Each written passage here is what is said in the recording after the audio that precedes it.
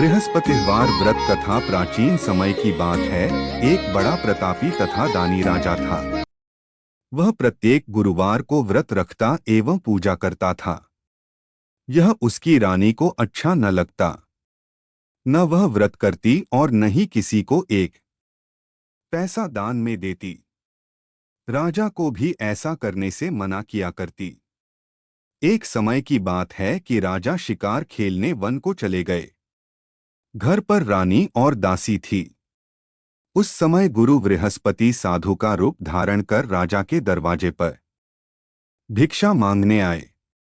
साधु ने रानी से भिक्षा मांगी तो वह कहने लगी, हे साधु महाराज, मैं इस दान और पुण्य से तंग आ गई हूँ। आप कोई ऐसा उपाय बताए जिससे यह सारा धन नष्ट हो जाए और मैं आराम से रह सकूं। साधु रूपी बृहस्पति देव ने कहा, हे देवी, तुम बड़ी विचित्र हो। संतान और धन से भी कोई दुखी होता है। अगर तुम्हारे पास धन अधिक है तो इसे शुभ कार्यों में लगाओ जिससे तुम्हारे दोनों लोग सुधरें। परंतु साधु की इन बातों से रानी खुश नहीं हुई। उसने कहा, मुझे ऐसे धन की आवश्यकता नहीं जिसे मैं दान दूं तथा जिसको संभालने में ही मेरा सारा समय नष्ट हो जाए। साधु ने कहा, यदि तुम्हारी ऐसी इच्छा है तो जैसा मैं तुम्हें बताता हूं तुम वैसा ही करना। बृहस्पतिवार के दिन तुम घर को गोबर से लीपना, अपने केशों को पीली मिट्टी से धोना, केशों को धोते समय स्नान करना, राजा से हजामत बनाने को कहना, भोजन में मांस मदिरा खाना, कपड़ा धोबी के यहाँ धुलने डालना। इस प्रकार 7 बृहस्पतिवार करने से तुम्हारा समस्त धन नष्ट हो जाएगा। इतना कहकर साधु बने बृहस्पति देव अंतर्धान हो गए। साधु के कहे अनुसार करते हुए रानी को केवल 3 बृहस्पतिवार ही बीते थे कि उसकी समस्त धन संपत्ति नष्ट हो गई। भोजन के लिए परिवार तरसने लगा। एक दिन राजा रानी से बोला, हे रानी, तुम यहीं रहो, मैं दूसरे देश को जाता हूं क्योंकि यहां पर मुझे सभी जानते हैं, इसलिए मैं कोई छोटा कार्य नहीं कर सकता। ऐसा कहकर राजा परदेश चला गया। वहां वह जंगल से लकड़ी काटकर लाता और शहर में बेचता। इस तरह वह अपना जीवन व्यतीत करने लगा। इधर राजा के बिना रानी और दासी दुखी रहने लगीं। एक समय जब रानी और दासियों को 7 दिन बिना भोजन के रहना पड़ा तो रानी ने अपनी दासी से कहा, हे दासी, पास ही के नगर में मेरी बहन रहती है। वह बड़ी धनवान है। तू उसके पास जा और कुछ ले आ ताकि थोड़ा बहुत गुजर बसर हो जाए। दासी रानी की बहन के पास गई। उस दिन बृहस्पतिवार था। रानी का बहन उस समय बृहस्पतिवार की कथा सुन रही थी। दासी ने रानी की बहन को अपनी रानी का संदेश दिया, लेकिन रानी की बहन ने कोई उत्तर नहीं दिया। जब दासी को रानी की बहन से कोई उत्तर नहीं मिला तो वह बहुत दुखी हुई। उसे क्रोध भी आया। दासी ने वापस आकर रानी को सारी बात बता दी। सुनकर रानी ने अपने भाग्य को कोसा। उधर रानी की बहन ने सोचा कि मेरी बहन की दासी आई थी, परंतु मैं उससे नहीं बोली, इससे वह बहुत दुखी हुई होगी। कथा सुनकर और पूजन समाप्त कर वह अपनी बहन के घर गई और कहने लगी, हे बहन, मैं बृहस्पतिवार का व्रत कर रही थी। तुम्हारी दासी गई, परंतु जब तक कथा होती है तब तक न उठते हैं और न बोलते हैं, इसीलिए मैं नहीं बोली। कहो, दासी क्यों गई थी? रानी बोली, बहन, हमारे घर अनाज नहीं था। ऐसा कहते कहते रानी की आंखें भर आई। उसने दासियों समेत भूखा रहने की बात भी अपनी बहन को बता दी। रानी की बहन बोली, बहन देखो, बृहस्पति देव भगवान सबकी मनोकामना पूर्ण करते हैं। देखो, शायद तुम्हारे घर में अनाज रखा हो। यह सुनकर दासी घर के अंदर गई तो वहां उसे एक घड़ा अनाज का भरा मिल गया। उसे बड़ी हैरानी हुई क्योंकि उसे एक एक बर्तन देख लिया था। उसने बाहर आकर रानी को बताया। दासी रानी से कहने लगी, हे रानी, जब हमको भोजन नहीं मिलता तो हम व्रत ही तो करते हैं, इसलिए क्यों न इनसे व्रत और कथा की विधि पूछ ली जाए, हम भी व्रत किया करेंगे। दासी के कहने पर रानी ने अपनी बहन से बृहस्पतिवार व्रत के बारे में पूछा। उसकी बहन ने बताया, बृहस्पतिवार के व्रत में चने की दाल और मुनक्का से विष्णु भगवान का केले की जड़ में पूजन करें तथा दीपक जलाएं, पीला भोजन करें तथा कथा सुनें। इससे गुरु भगवान प्रसन्न होते हैं, मनोकामना पूर्ण करते हैं। व्रत और पूजन की विधि बताकर रानी की बहन अपने घर लौट आई। रानी और दासी दोनों ने निश्चय किया कि बृहस्पति देव भगवान का पूजन जरूर करेंगे। 7 रोज बाद जब बृहस्पतिवार आया तो उन्होंने व्रत रखा। घुड़साल में जाकर चना और गुड़ बीन लाई तथा उसकी दाल से केले की जड़ तथा विष्णु भगवान का पूजन किया। अब पीला भोजन कहाँ से आए? दोनों बड़ी दुखी हुई, परंतु उन्होंने व्रत किया था इसलिए बृहस्पति देव भगवान प्रसन्न थे। एक साधारण व्यक्ति के रूप में वे 2 थालों में सुंदर पीला भोजन लेकर आए और दासी को देकर बोले, हे दासी, यह भोजन तुम्हारे लिए और तुम्हारी रानी के लिए है, इसे तुम दोनों ग्रहण करना। दासी भोजन पाकर बहुत प्रसन्न हुई। उसने रानी को सारी बात बताई। उसके बाद से वे प्रत्येक बृहस्पतिवार को गुरु भगवान का व्रत और पूजन करने लगी। बृहस्पति भगवान की कृपा से उनके पास धन हो गया, परंतु रानी फिर पहले की तरह आलस्य करने लगी। तब दासी बोली, देखो रानी, तुम पहले भी इस प्रकार आलस्य करती थी, तुम्हें धन के रखने में कष्ट होता था, इस कारण सभी धन नष्ट हो गए। अब गुरु भगवान की कृपा से धन मिला है तो फिर तुम्हें आलस्य होता है। बड़ी मुसीबतों के बाद हमने यह धन पाया है, इसलिए हमें दान पुण्य करना चाहिए। अब तुम भूखे मनुष्यों को भोजन कराओ, प्याऊ लगवाओ, ब्राह्मणों को दान दो, कुआं तालाब बावड़ी आदि का निर्माण कराओ, मंदिर पाठशाला बनवाकर ज्ञान दान दो, कुंवारी कन्याओं का विवाह करवाओ, अर्थात धन को शुभ कार्यों में खर्च करो, जिससे तुम्हारे कुल का यश बढ़े तथा स्वर्ग प्राप्त हो और पितर प्रसन्न हो।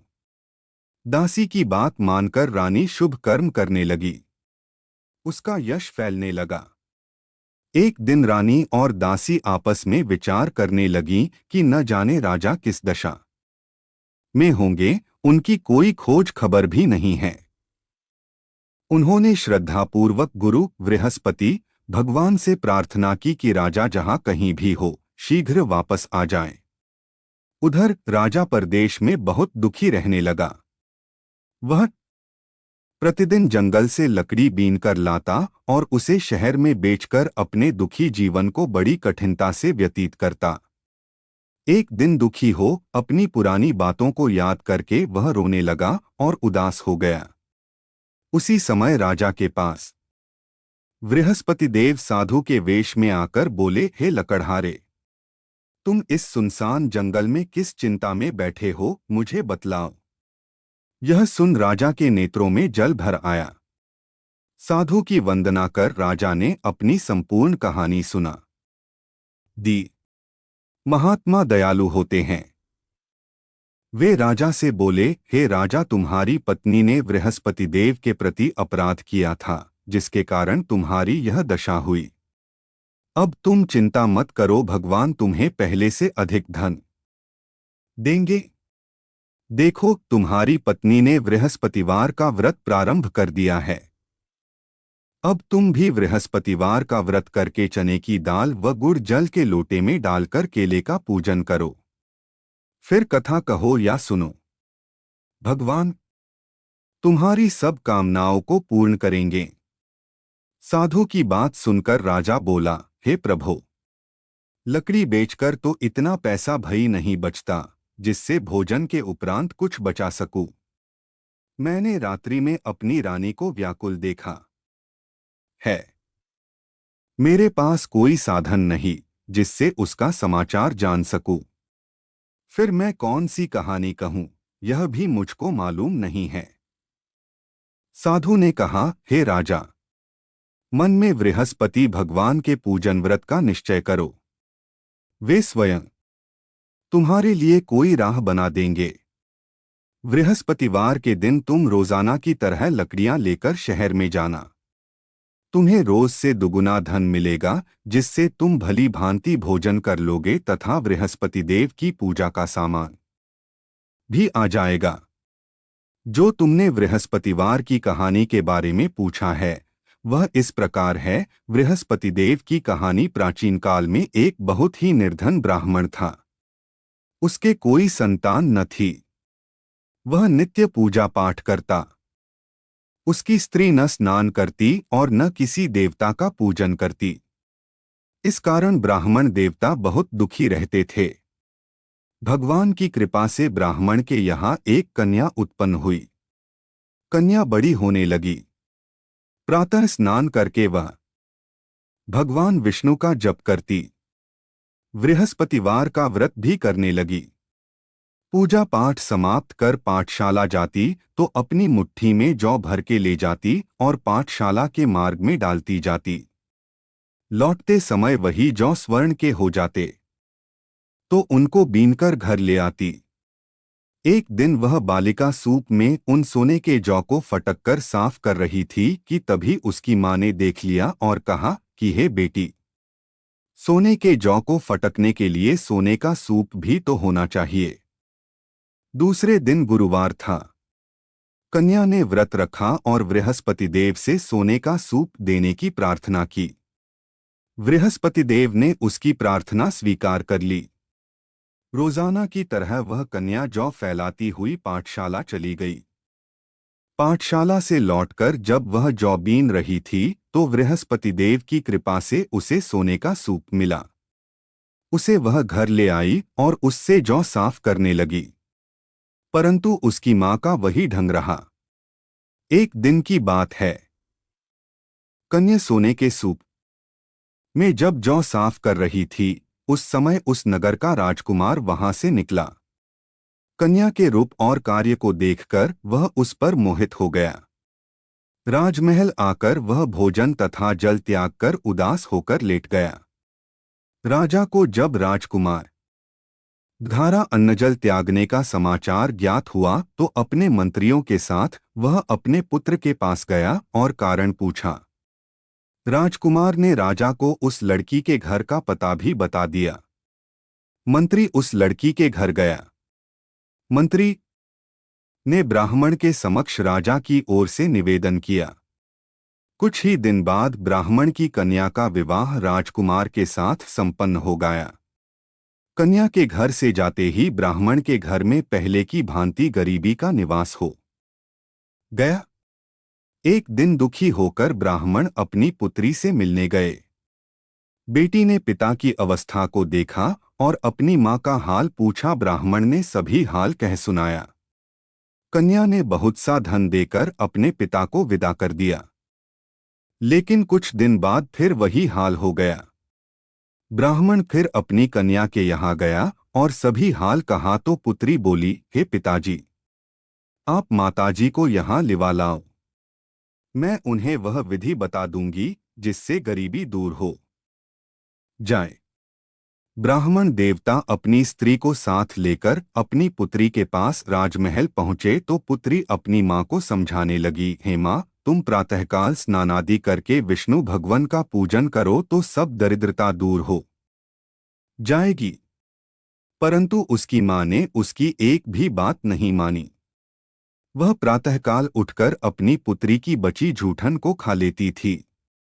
एक दिन उसकी पुत्री को बहुत गुस्सा आया। उसने अपनी मां को एक कोठरी में बंद कर दिया। प्रातः उसे स्नानादि करा के पूजा पाठ करवाया तो उसकी मां की बुद्धि ठीक हो गई। इसके बाद वह नियम से पूजा पाठ करने लगी और प्रत्येक बृहस्पतिवार को व्रत करने लगी। इस व्रत के प्रभाव से मृत्यु के बाद वह स्वर्ग को गई। वह ब्राह्मण भी सुखपूर्वक इस लोक का सुख भोग कर स्वर्ग को प्राप्त हुआ। इस तरह कहानी कहकर साधु बने देवता वहां से लोप हो गए। धीरे धीरे समय व्यतीत होने पर फिर बृहस्पतिवार का दिन आया। राजा जंगल से लकड़ी काटकर शहर में बेचने गया। उसे उस दिन और दिनों से अधिक धन मिला। राजा ने चना गुड़ आदि लाकर बृहस्पतिवार का व्रत किया। उस दिन से उसके सभी क्लेश दूर हुए। परंतु जब अगले गुरुवार का दिन आया तो वह बृहस्पतिवार का व्रत करना भूल गया। इस कारण बृहस्पति भगवान नाराज हो गए। उस दिन उस नगर के राजा ने विशाल यज्ञ का आयोजन किया था तथा अपने समस्त राज्य में घोषणा करवा दी कि सभी मेरे यहाँ भोजन करने आवें। किसी के घर चूल्हा न जले। इस आज्ञा को जो न मानेगा उसको फांसी दे दी जाएगी। राजा की आज्ञानुसार राज्य के सभी वासी राजा के भोज में सम्मिलित हुए, लेकिन लकड़हारा कुछ देर से पहुंचा, इसलिए राजा उसको अपने साथ महल में ले गए। जब राजा लकड़हारे को भोजन करा रहे थे तो रानी की दृष्टि उस खूंटी पर पड़ी जिस पर उसका हार लटका हुआ था। उसे हार खूंटी पर लटका दिखाई नहीं दिया। रानी को निश्चय हो गया कि मेरा हार इस लकड़हारे ने चुरा लिया है। उसी समय सैनिक बुलवाकर उसको जेल में डलवा दिया। लकड़हारा जेल में विचार करने लगा कि न जाने कौन से पूर्वजन्म के कर्म से मुझे यह दुख प्राप्त हुआ है, और जंगल में मिले साधु को याद करने लगा। तत्काल बृहस्पति देव साधु के रूप में प्रकट हो गए और कहने लगे, अरे मूर्ख, तूने बृहस्पति देवता की कथा नहीं की, उसी कारण तुझे यह दुख प्राप्त हुआ है। अब चिंता मत कर।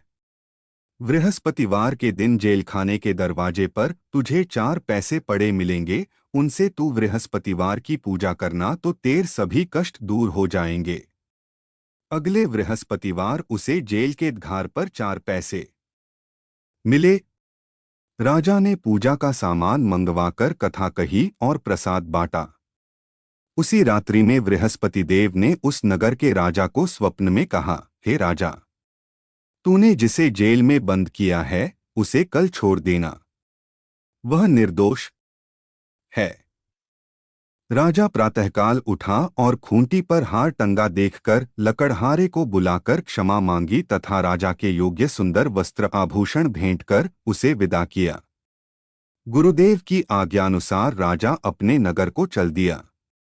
राजा जब नगर के निकट पहुंचा तो उसे बड़ा ही आश्चर्य हुआ। नगर में पहले से अधिक बाग, तालाब और कुएं तथा बहुत सी धर्मशालाएं, मंदिर आदि बने हुए थे। राजा ने पूछा कि यह किसका बाग और धर्मशाला है। तब नगर के सब लोग कहने लगे कि यह सब रानी और दासी द्वारा बनवाए गए हैं। राजा को आश्चर्य हुआ और गुस्सा भी आया कि उसकी अनुपस्थिति में रानी के पास धन कहाँ से आया होगा। जब रानी ने यह खबर सुनी कि राजा आ रहे हैं तो उसने अपनी दासी से कहा, हे दासी, देख राजा हमको कितनी बुरी हालत में छोड़ गए थे। वह हमारी ऐसी हालत देखकर लौट न जाए, इसलिए तू दरवाजे पर खड़ी हो जा। रानी की आज्ञानुसार दासी दरवाजे पर खड़ी हो गई और जब राजा आए तो उन्हें अपने साथ महल में लिवा लाई। तब राजा ने क्रोध करके अपनी तलवार निकाली और पूछने लगा, बताओ यह धन तुम्हें कैसे प्राप्त हुआ है। तब रानी ने सारी कथा कह सुनाई। राजा ने निश्चय किया कि मैं रोजाना दिन में 3 बार कहानी कहा करूंगा और रोज व्रत किया करूंगा। अब हर समय राजा के दुपट्टे में चने की दाल बंधी रहती तथा दिन में 3 बार कथा कहता। एक रोज राजा ने विचार किया कि चलो अपनी बहन के यहाँ हो आऊं। इस तरह का निश्चय कर राजा घोड़े पर सवार हो अपनी बहन के यहाँ चल दिया। मार्ग में उसने देखा कि कुछ आदमी एक मुर्दे को लिए जा रहे हैं। उन्हें रोककर राजा कहने लगा, अरे भाइयों, मेरी बृहस्पतिवार की कथा सुन लो। वे बोले, लो हमारा तो आदमी मर गया है, इसको अपनी कथा की पड़ी है। परंतु कुछ आदमी बोले, अच्छा कहो, हम तुम्हारी कथा भी सुनेंगे। राजा ने दाल निकाली और कथा कहनी शुरू कर दी। जब कथा आधी हुई तो मुर्दा हिलने लगा और जब कथा समाप्त हुई तो राम राम करके वह मुर्दा खड़ा हो गया। राजा आगे बढ़ा। उसे चलते चलते शाम हो गई। आगे मार्ग में उसे एक किसान खेत में हल चलाता मिला। राजा ने उससे कथा सुनने का आग्रह किया, लेकिन वह नहीं माना। राजा आगे चल पड़ा। राजा के हटते ही बैल पछाड़ खाकर गिर गए तथा किसान के पेट में बहुत जोर से दर्द होने लगा। उसी समय किसान की माँ रोटी लेकर आई। उसने जब देखा तो अपने पुत्र से सब हाल पूछा। बेटे ने सभी हाल बता दिया। बुढ़िया दौड़ दौड़ी उस घुड़सवार के पास पहुंची और उससे बोली, मैं तेरी कथा सुनूंगी, तू अपनी कथा मेरे खेत पर ही चलकर कहना। राजा ने लौटकर बुढ़िया के खेत पर जाकर कथा कही, जिसके सुनते ही बैल खड़े हो गए तथा किसान के पेट का दर्द भी बंद हो गया। राजा अपनी बहन के घर पहुंच गया। बहन ने भाई की खूब मेहमानी की। दूसरे रोज प्रातःकाल राजा जागा तो वह देखने लगा कि सब लोग भोजन कर रहे हैं। राजा ने अपनी बहन से जब पूछा, ऐसा कोई मनुष्य है जिसने भोजन नहीं किया हो, जो मेरी बृहस्पतिवार की कथा सुन ले। बहन बोली, हे भैया, यह देश ऐसा ही है। यहाँ लोग पहले भोजन करते हैं, बाद में कोई अन्य काम करते हैं। फिर वह एक कुम्हार के घर गई जिसका लड़का बीमार था।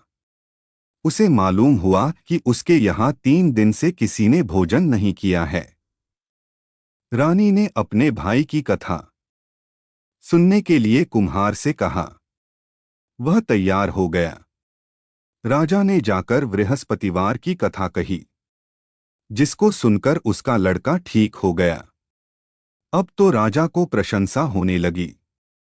एक दिन राजा ने अपनी बहन से कहा, हे बहन, मैं अब अपने घर जाऊंगा, तुम भी तैयार हो जाओ। राजा की बहन ने अपनी सास से अपने भाई के साथ जाने की आज्ञा मांगी। सास बोली, हाँ चली जा, मगर अपने लड़कों को मत ले जाना, क्योंकि तेरे भाई के कोई संतान नहीं होती है।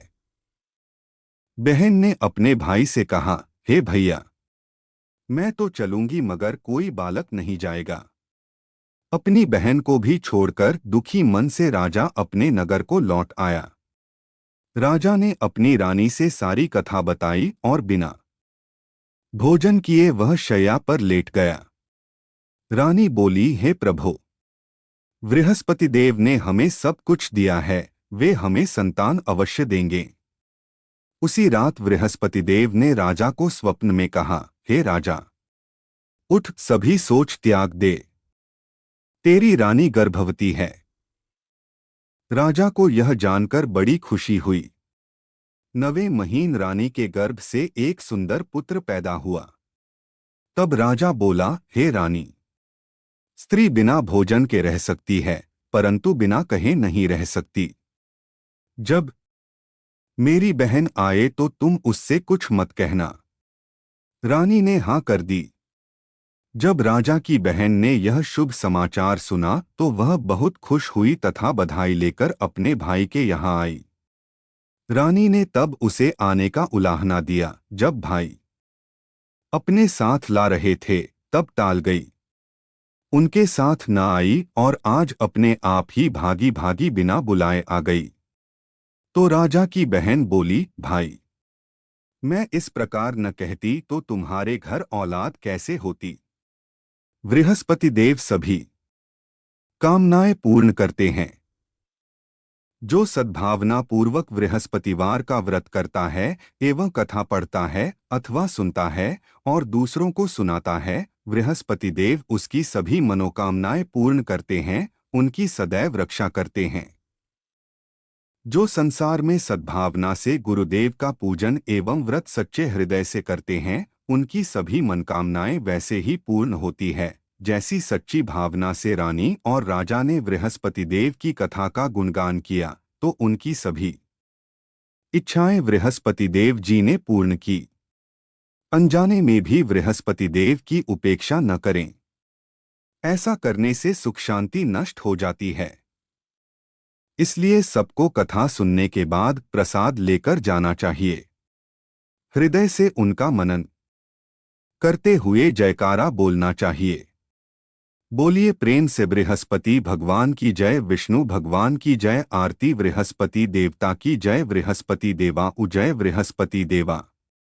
छिन छिन भोग लगाओ कदली फल मेवा तुम पूर्ण, परमात्मा तुम अंतर्यामी, जगतपिता जगदीश्वर तुम सबके स्वामी, चरणामृत निज निर्मल सब पातक हरता, सकल मनोरथ दायक, कृपा करो भरता, तन मन धन अर्पण कर जो जन शरण पड़े, प्रभु प्रकट तब होकर आकर घार खड़े, दीनदयाल दयानिधि भक्तन हितकारी, पाप दोष सब हरता, भव बंधन हारी, सकल मनोरथ दायक सब संशय हारो, विषय विकार मिटाओ संतन सुखकारी, जो कोई आरती तेरी प्रेम सहित गावे, जेठानंद आनंद कर सो निश्चय पावे। सब बोलो विष्णु भगवान की जय, बोलो बृहस्पति देव भगवान की जय।